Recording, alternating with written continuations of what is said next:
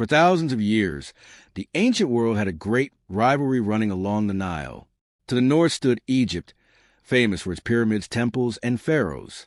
But to the south, hidden in the lands of Nubia, there was another civilization just as powerful, just as sophisticated, and in some periods even stronger than Egypt. That civilization was Kush. For much of antiquity, the region south of the First Cataract was known as Kush, and it developed powerful kingdoms whose histories stretched from Kerma to Napata and then to Meroe. Yet outside specialist history, its story is still often overlooked. Long before Kush became an empire, the Middle Nile region was home to communities with deep roots. Archaeological evidence shows people living in this area for an extraordinarily long time, and by about 2500 BC the Kerma culture had emerged as one of the earliest major states in Nubia. Kerma flourished between roughly 2500 and 1500 BC, and it developed its own elite burial traditions, impressive pottery, and a distinctly Nubian identity. Modern historians sometimes call this the first great Kingdom of Kush. In other words, Kush was not a copy of Egypt on the Nile's southern bank.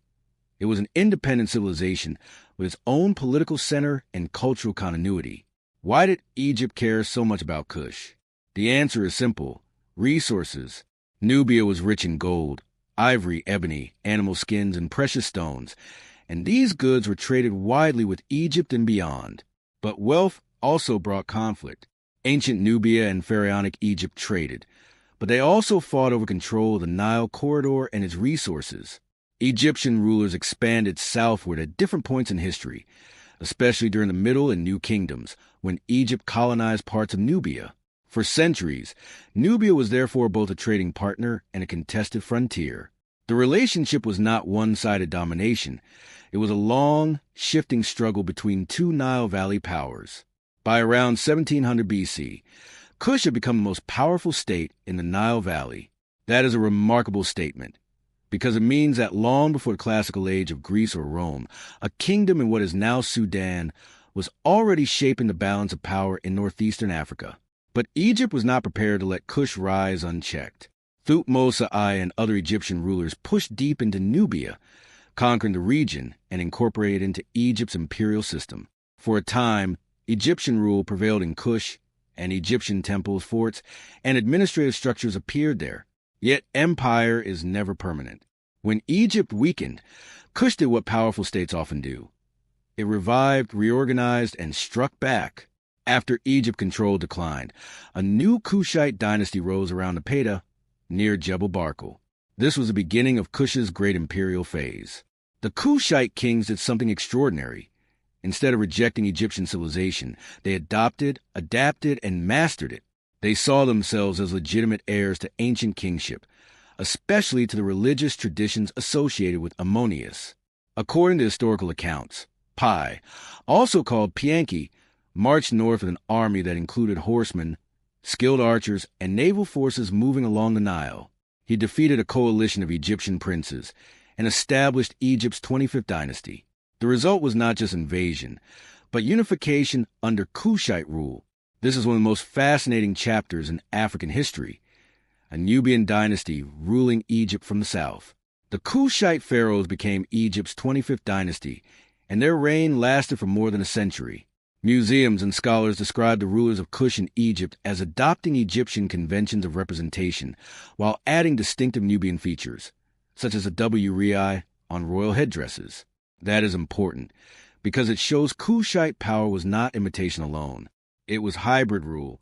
The kings of Kush ruled as pharaohs, but they remained Kushite in identity and political base.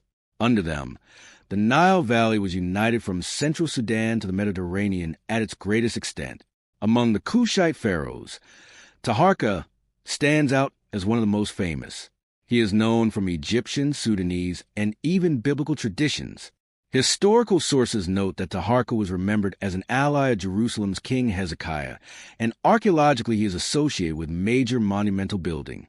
His reign reflects the height of Kushite ambition, royal power, religious legitimacy, and architectural grandeur all combined. But Kush's dominance in Egypt would not last forever.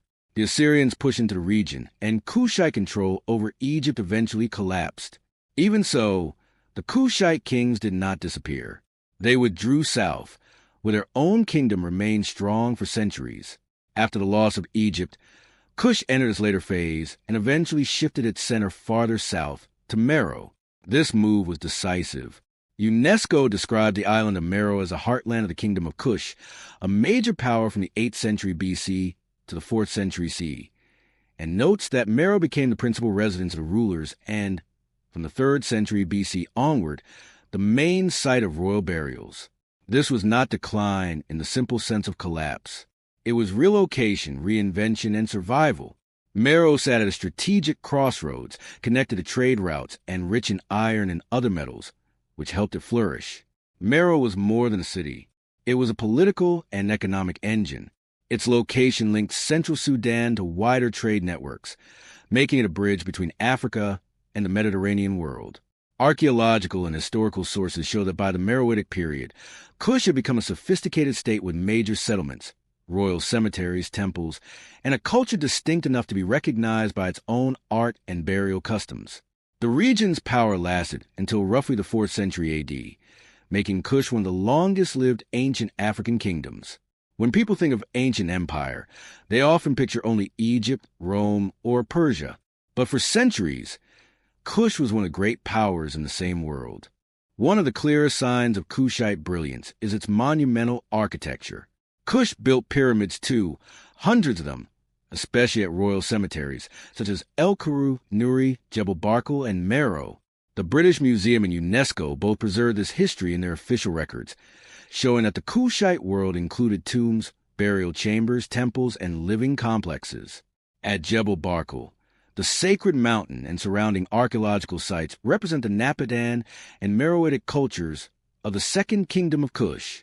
The site was religiously and politically important for a very long time, and its temples and pyramids testify to a civilization that blended indigenous Nubian traditions with Egyptian forms in a uniquely Kushite way. Kushite religion also reveals how advanced the civilization was.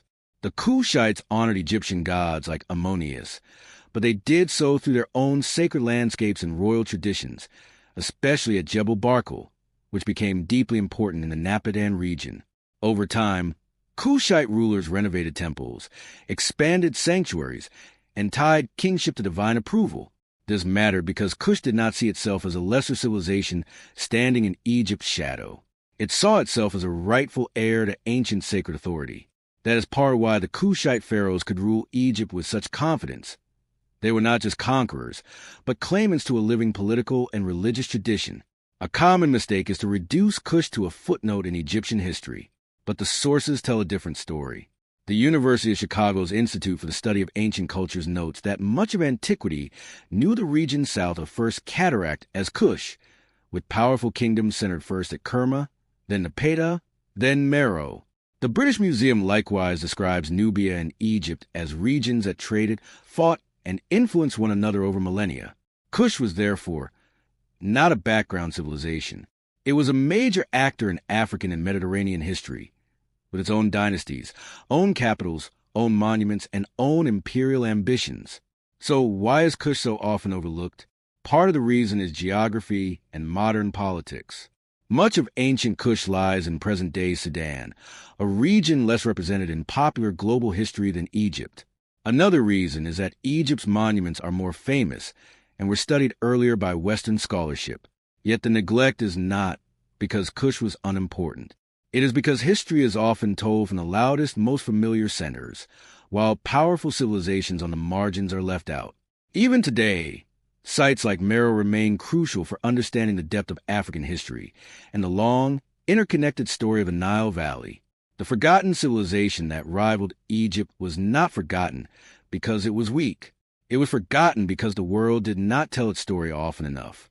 Kush rose from the Nile southern frontier, mastered trade, built temples and pyramids, challenged Egypt, ruled Egypt, and then continued as a powerful kingdom for centuries after. From Kerma to Napata to Meroe, Kush proves that African civilization was never a single story and never a one-capital story. It was a world of competing powers, brilliant states, and empires that deserved to stand beside Egypt in any honest account of antiquity. And if history is about remembering greatness, then Kush must be remembered.